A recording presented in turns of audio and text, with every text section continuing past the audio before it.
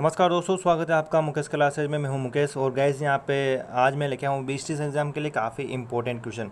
तो ये क्वेश्चन आपके बीएसटीसी और पीटीटी दोनों के लिए गैस यहाँ पे है और इम्पोर्टेंट क्वेश्चन है, क्योंकि आज यहाँ पे हम भूगोल के कुछ इंपॉर्टेंट क्वेश्चन लेके आऊँ, जिसमें से हम अरावली की बात करेंगे और कुछ नदियों के बारे में क्वेश्चन है जो कि आपके एग्ज़ाम के लिए काफ़ी इंपॉर्टेंट है। ठीक है, चलिए तो गाइस वीडियो को स्टार्ट करने से पहले मैं आपको बता दूं, अगर आपने वीडियो को लाइक नहीं किया तो फटाफट से वीडियो को लाइक कर दो और सब्सक्राइब कर दो गाइस, जो नए हो। ठीक है, जो नए स्टूडेंट हो सब्सक्राइब कर दो। आपको हमारी वीडियो को नीचे रेड कलर का जो बटन दिख रहा है उसको दबाइए और सब्सक्राइब कर दीजिए। ठीक है, चलिए हमारे पास यहाँ पे पहला क्वेश्चन है कि राजस्थान में अरावली पर्वतमाला की कितने प्रतिशत यहाँ पे लंबाई हमें देखने को मिलती है। अपने राजस्थान की मैं यहाँ पे बात कर रहा हूँ। ठीक है, चलिए फटाफट से वीडियो को एक बार शेयर कर दो, जल्दी जल्दी वीडियो को शेयर कर दो। ठीक है,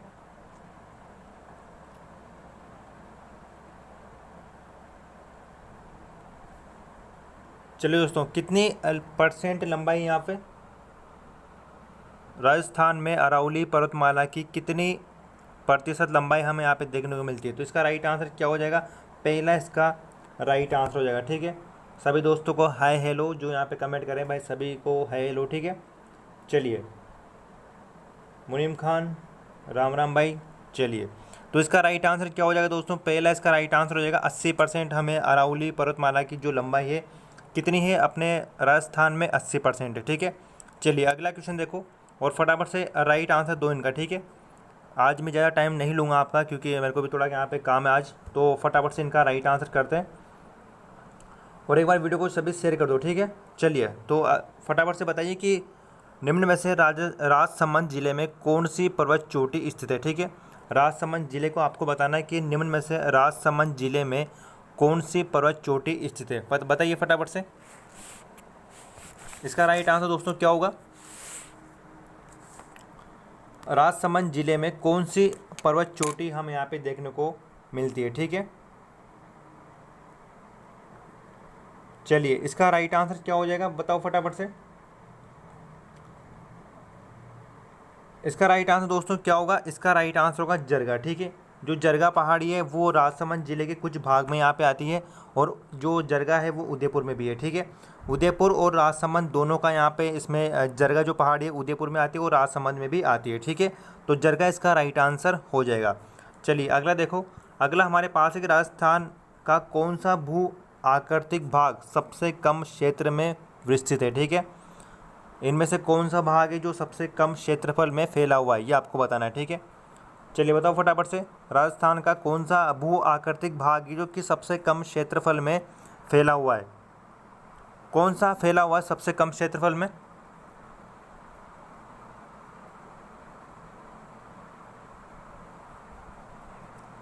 चलिए बताइए फटाफट से, कौन सा भूभाग है?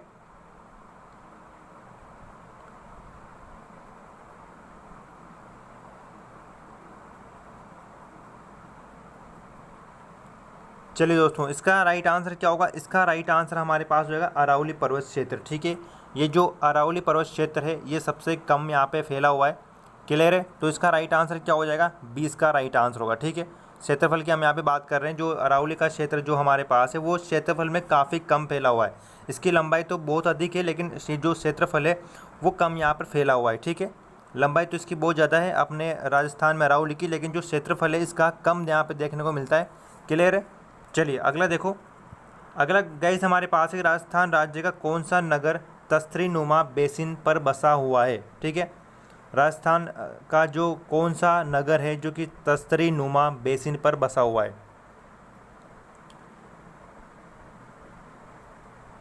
चलिए दोस्तों बताओ फटाफट से।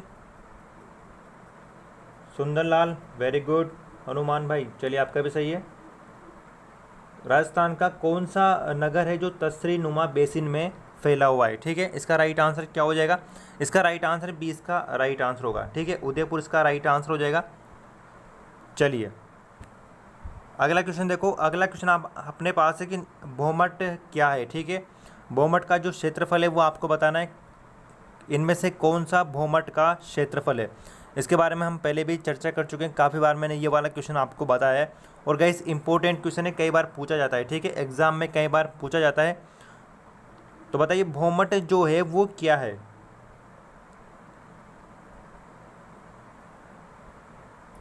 चलिए बताओ फटाफट से भूमठ क्या है।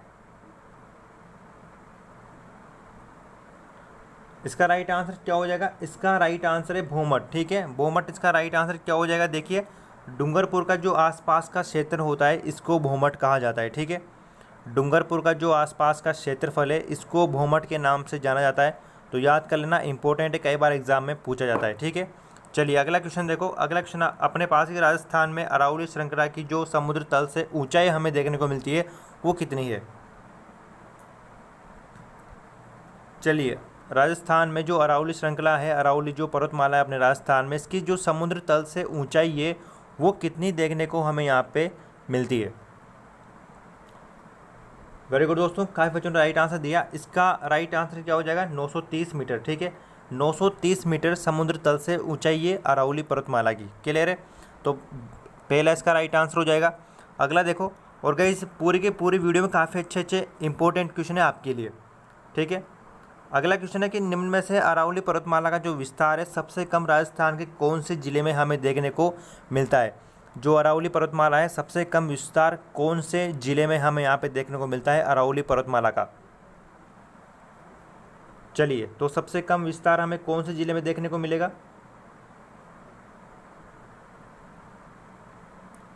चलिए बताइए फटाफट से, सबसे कम जो विस्तार है वो कौन से जिले में देखने को मिलता है हमें। तो इसका राइट आंसर क्या हो जाएगा, इसका राइट आंसर है अजमेर। ठीक है, जो अजमेर है यहाँ पर सबसे कम विस्तार हमें देखने को मिलता है अरावली पर्वतमाला का। ठीक है, चलिए अगला क्वेश्चन देखो। अगला क्वेश्चन आपके पास है कि निम्न में से राजस्थान में जो रघुनाथ पर्वत है वो कहाँ पर है। ठीक है, रघुनाथ पर्वत शिखर कहाँ पर है। और ये जो आज की वीडियो है BSTC के लिए भी है और जो PTT की तैयारी कर रहे हैं जो स्टूडेंट उनके लिए भी ये वीडियो काफ़ी इंपॉर्टेंट है। ठीक है, तो PTT के लिए, BSTC के लिए, या फिर आप राजस्थान पुलिस की तैयारी कर रहे हो या फिर पटवारी की तैयारी कर रहे हो, सभी के लिए ये वीडियो काफ़ी इंपॉर्टेंट है। ठीक है, चलिए तो इसका राइट आंसर क्या हो जाएगा, इसका राइट आंसर क्या है, सीकर में। ठीक है, जो रघुनाथ जो पर्वत शिखर है कहाँ पर है, रघुनाथ पर्वत शिखर कहाँ पर है, सीकर में ही है। ठीक है, इंपॉर्टेंट है, याद कर लेना। क्लियर है, चलिए अगला देखो। अगला अपने पास है कि निम्न से अरावली पर्वतमाला में जो राजस्थान के जिलों की संख्या आपको बतानी है कि राजस्थान अरावली जो पर्वतमाला है राजस्थान में कितने जिलों से होकर गुजर रही है। ठीक है, कितने जिलों से होकर गुजर रही है। घनश्याम भाई सेम टू यू। ठीक है, चलिए बताइए फटाफट से, अरावली जो पर्वतमाला है अपने कितने जिलों में इसका क्षेत्रफल फैला हुआ है। ठीक है, चलिए इसका राइट आंसर क्या होगा फटाफट से बताओ, कमेंट करो इसका राइट आंसर क्या हो जाएगा। चलिए तो इसका राइट आंसर क्या है, 11 इसका राइट आंसर हो जाएगा। 11 जिलों में ये फैली हुई है। ठीक है, अगला देखो। अगला क्वेश्चन अपने पास है कि अरावली पर्वत राजस्थान राज्य के कितने प्रतिशत भूभाग में फैली हुई है। ये क्वेश्चन एग्जाम में कई बार पूछा गया है और वेरी इंपॉर्टेंट क्वेश्चन है। जो अरावली पर्वतमाला है अपने राजस्थान में ये कितने प्रतिशत भूभाग पर फैली हुई है अपने राजस्थान में। तो कितने भूभाग पर फैली हुई है, जो जैसा कि मैंने आपको पहले ऊपर बताया था कि इसका जो आकार है, यानी कि लंबाई तो अपने राजस्थान में बहुत है लेकिन इसका जो आकार है वो कम है। ठीक है, तो 9% हो जाएगा, 9% इसका भूभाग पर विस्तृत है। ठीक है, तो 9% काफ़ी कम होता है, इसलिए मैंने पहले वाले आंसर बताया था आपको। ठीक है, चलिए तो अगला क्वेश्चन देखो। अगला क्वेश्चन दोस्तों हमारे पास है कि राजस्थान में जो अरावली पर्वत माला है इसकी स्थिति आपको बताने की, इसकी स्थिति कौन सी है। ठीक है, ये बढ़ कहाँ से रही है, अपने राजस्थान में कहाँ से प्रवेश कर रही है और कहाँ पर निकल रही है, इसकी स्थिति आपको बताना है। कोमल मीणा, हेलो अकलेरा। चलिए बताइए दोस्तों फटाफट से इसका राइट आंसर क्या हो जाएगा।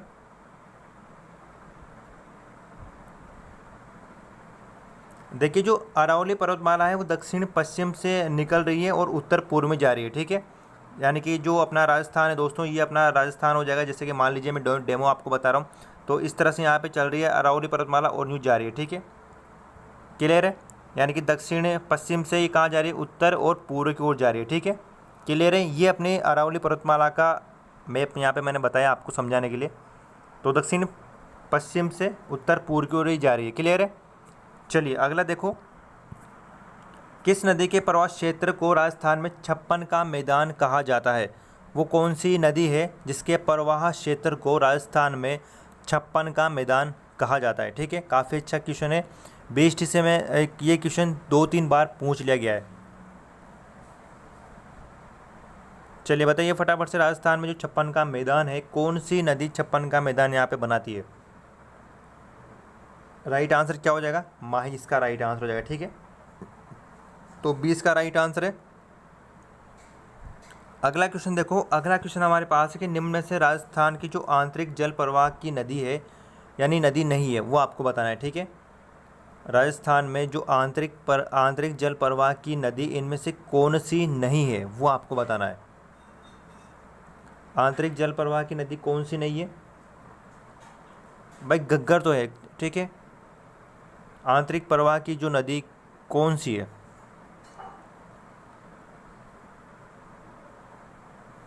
वेरी गुड दोस्तों, इसका राइट आंसर क्या हो जाएगा? खारी नदी नहीं है। ठीक है, जो खारी नदी है ये आंतरिक जल प्रवाह की नदी नहीं है, और जो ये घग्गर, बांडी और जो कांकणी नदी है ये आंतरिक जल प्रवाह के क्षेत्र में आती है। ठीक है, आंतरिक जल प्रवाह क्षेत्र क्या होता है?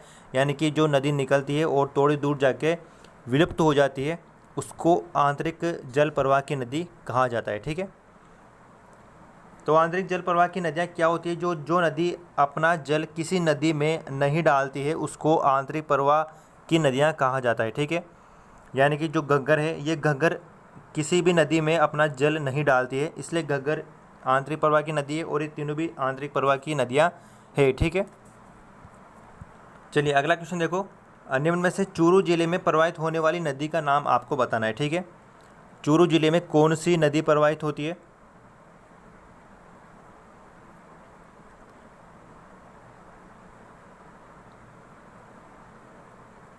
चलिए, इनमें से कौन सी नदी है जो चूरू जिले में प्रभावित होती है? बताइए फटाफट से, इसका राइट आंसर क्या हो जाएगा?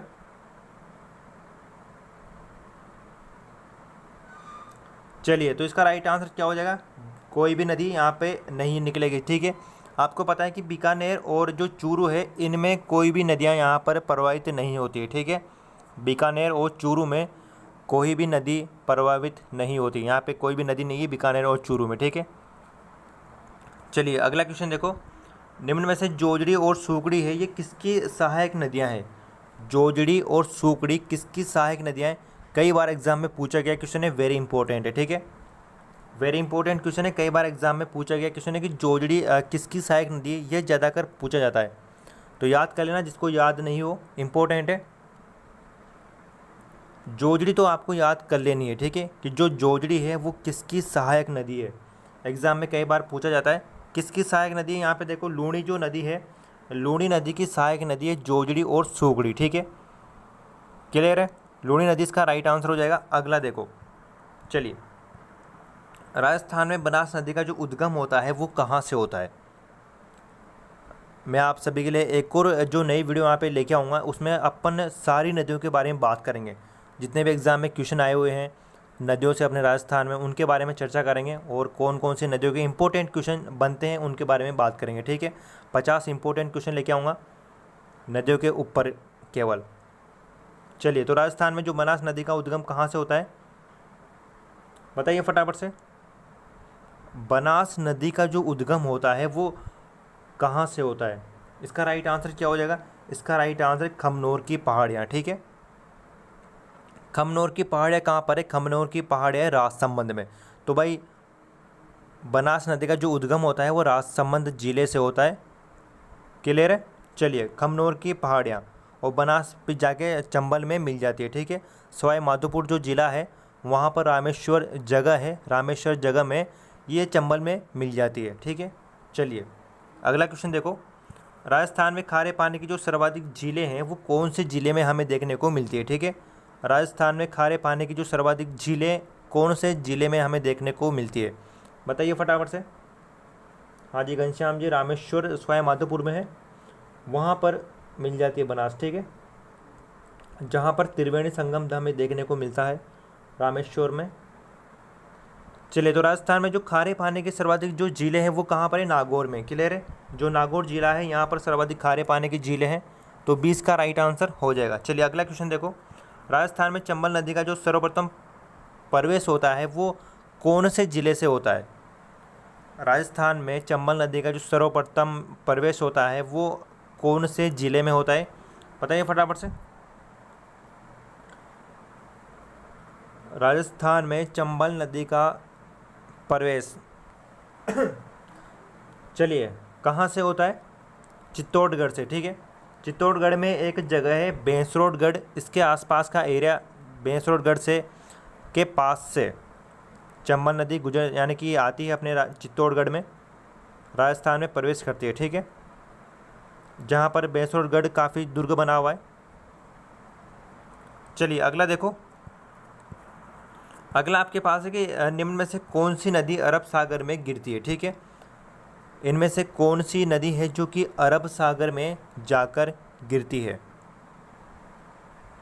हाँ जी, 84गढ़ से चित्तौड़गढ़ में प्रवेश करती है चंबल नदी।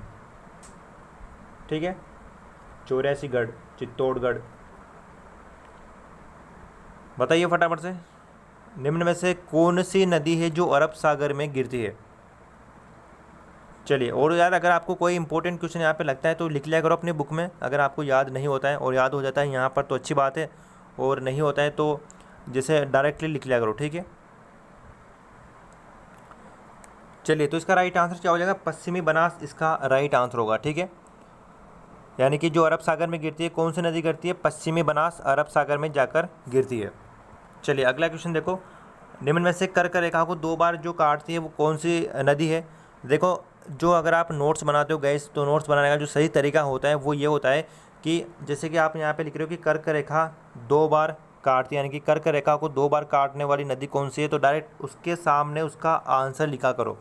ठीक है, 4 ऑप्शन मत लिखा करो, डायरेक्ट एक ही आंसर लिखा करो, तो माही इसका राइट आंसर हो जाएगा। ठीक है, तो यानी कि जो कर्क रेखा को 2 बार पार करने वाली जो नदी है वो कौन सी है? माही हो जाएगा। ऐसे डायरेक्ट आप लिख लिया करो। ठीक है, चलिए अगला क्वेश्चन देखो, निम्न में से राजस्थान की अरावली श्रेणियों से संबंधित नाल शब्द का अर्थ क्या होता है?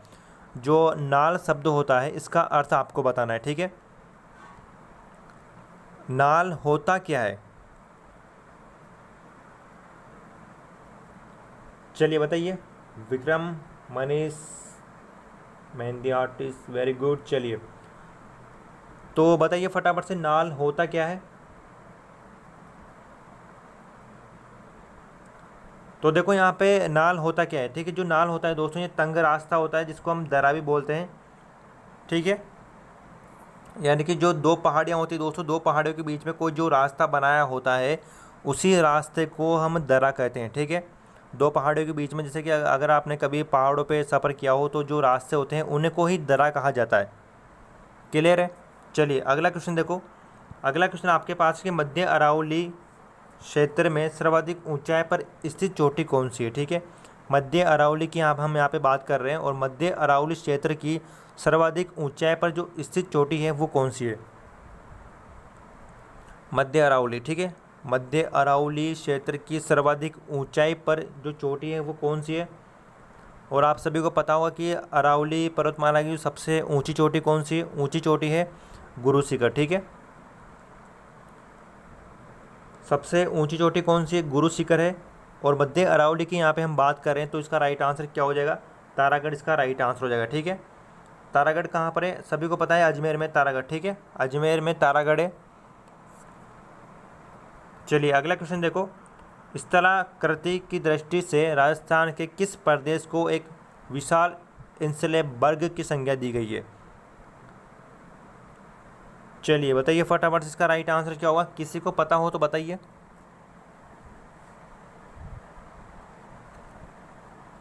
विशाल इंसलेबर्ग की जो संज्ञा दी गई है कौन से क्षेत्र को दी गई है? एग्जाम में कई बार पूछ लिया जाता है ये वाला क्वेश्चन। देखिए इसका राइट आंसर क्या होगा दोस्तों, इसका राइट आंसर क्या हो जाएगा? आबू पर्वत खंड। ठीक है, जो आबू पर्वत खंड है इनको ही विशाल इंसलेबर्ग की संज्ञा दी गई है। क्लियर है?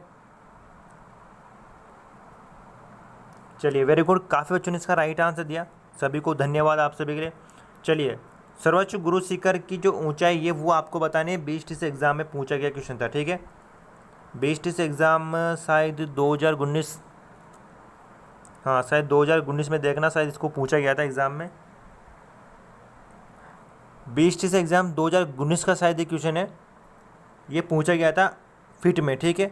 फिट में पूछा गया था, काफ़ी बच्चों को यहाँ पे नहीं मालूम था कि फिट में इसकी ऊंचाई कितनी होती है, ठीक है। अब तो फिलहाल सभी बच्चों ने यहाँ पे पेपर देख लिया होगा, तो काफ़ी बच्चों को यहाँ पे इसका राइट आंसर भी मालूम है। हाँ जी, ये 2019 में पूछा गया था शायद BST में। चलिए, तो सर्वोच्च जो शिखर है इसकी ऊंचाई आपको बतानी है फिट में, ठीक है।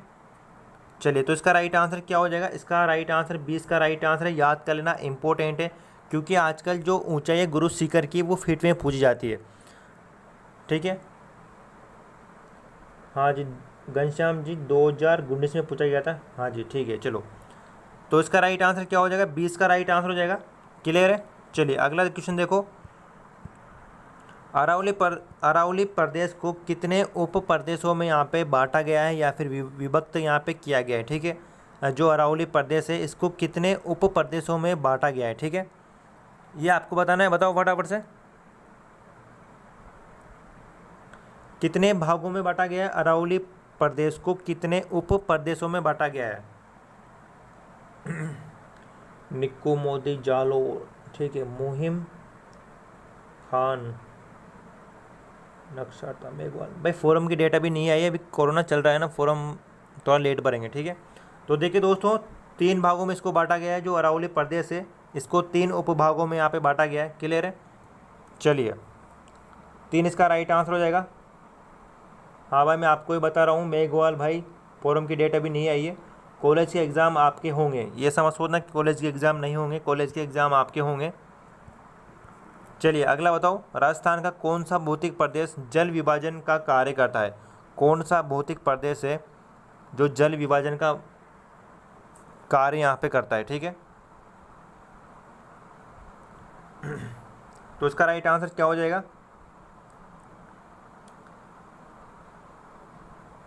अरे भाई नक्षत्रा भाई, मैं आपको ही बता रहा हूँ, फोरम की डेट अभी नहीं आई है। आपको आवाज़ नहीं आ रही क्या मेरी?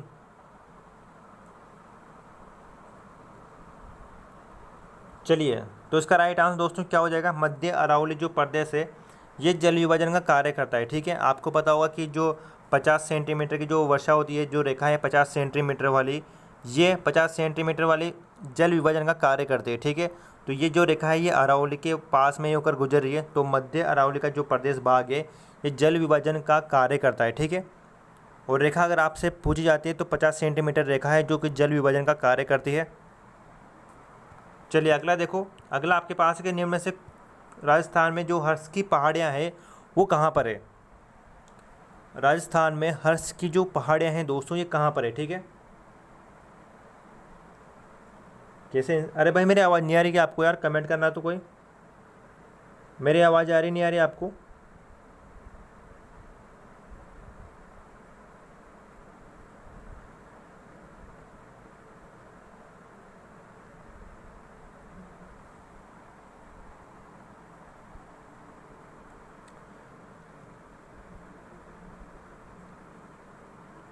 पूजा जी ठीक है, चलो आ रही है मेरी आवाज़? ओके ओके, चलो ठीक है ठीक है ठीक है। चलो, राजस्थान में जो हर्ष की पहाड़ है दोस्तों कहाँ पर है? ओके भाई क्लियर है। चलिए, तो राजस्थान में हर्ष की पहाड़ है, बताओ फटाफट से कहाँ पर है? सीकर में दोस्तों, ठीक है। रेवासा सीकर में जीर्ण माता का मंदिर बना हुआ है। आपको पता होगा कि जो रेवासा सीकर में जीर्ण माता का मंदिर बना हुआ है ये हर्ष की पहाड़ियों पर ही बना हुआ है, ठीक है। किसी को याद नहीं तो यहाँ पे याद कर लेना, जीर्ण माता का जो मंदिर है सीकर में बना हुआ है, रेवासा सीकर में, तो ये हर्ष पहाड़ी पर ही बना हुआ है जीर्ण माता का मंदिर, ठीक है। चलिए, कहाँ पर है जीर्ण माता का मंदिर? सीकर में। क्लियर है? चलिए अगला देखो, निम्न में से राजस्थान में जो नाग पहाड़ियाँ हैं वो कहाँ पर है? बताओ राजस्थान में नाग पहाड़ियाँ कहाँ पर है?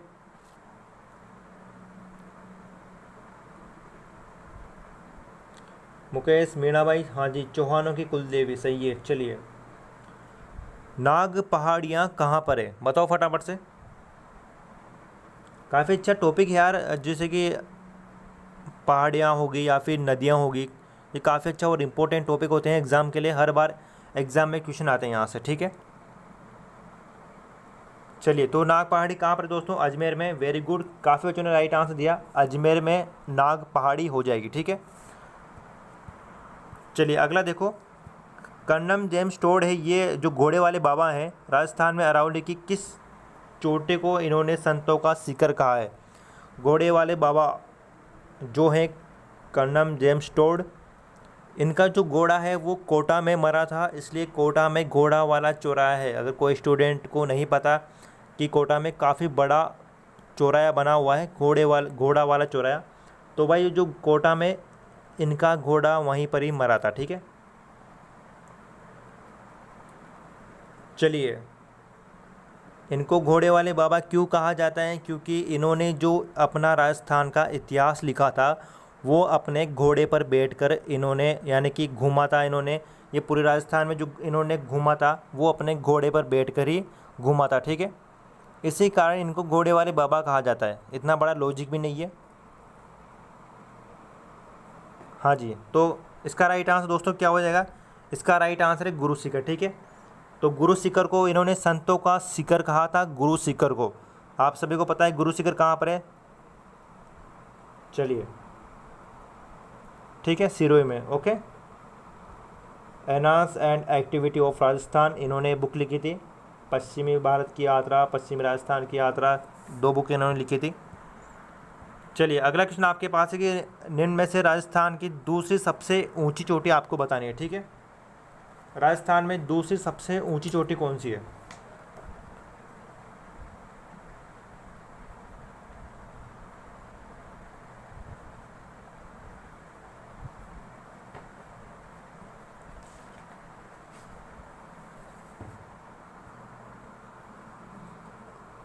तो क्या इसका राइट आंसर हो जाएगा? दूसरी सबसे ऊंची चोटी कौन सी है राजस्थान की? वेरी गुड, शेर है, ठीक है। तो इसका राइट आंसर दोस्तों क्या हो जाएगा? डी इसका राइट आंसर होगा। आज दूसरी सबसे जो ऊंची चोटी है वो शेर है, ठीक है। वेरी गुड दोस्तों, ये भी सिरोही में ही, हाँ भाई, रघुनाथगढ़ होगा, जैसे कि अचलगढ़ है, ये भी सिरोही में ही, आबू जो ये भी सिरोही में ही है। जो तीनों पहाड़ियाँ हैं, अचलगढ़, शेर और जो आबू, ये कहाँ पर है? सिरोही में है। और जो जरगा है वो कहाँ पर है? उदयपुर में, ठीक है। एक मात्र जो जरगा पहाड़ी है ये उदयपुर में है। चलिए दोस्तों, बबली नेट का एग्ज़ाम अभी थोड़ा लेट होगा, गुरु शिखर सर दरगाह दिलवाड़ा, ठीक है। चलिए दोस्तों, वेरी गुड, इसकी लंबाई भी काफ़ी बच्चों ने हमें बताई है, सही है। चलिए, 1597 इसकी लंबाई, वेरी गुड दोस्तों, सही है, ठीक है। चलिए, तो मैं ऐसा करता हूँ आज की वीडियो आपको काफ़ी अच्छी लगी हो गैस, क्योंकि आज यार थोड़ा मैं बिजी था तो क्लास थोड़ी लेट हुई यहाँ पे हो पाई, ठीक है। चलिए, तो कल यहाँ पे 10 बजे आ जाएगा करो, 10 बजे हमारी क्लास यहाँ पे स्टार्ट हो जाती है।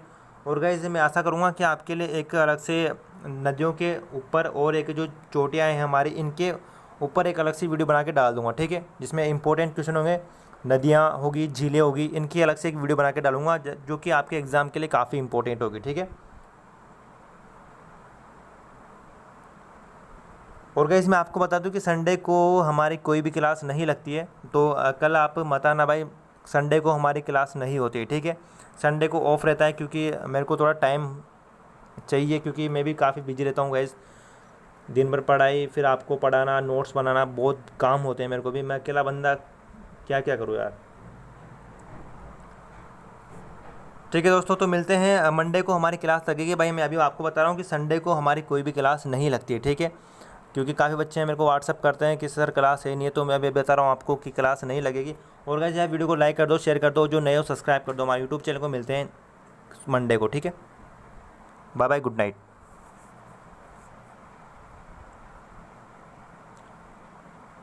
अच्छा घनश्याम भाई, भाई मैं फर्स्ट ग्रेड की तैयारी कर रहा हूँ घनश्याम भाई, ठीक है।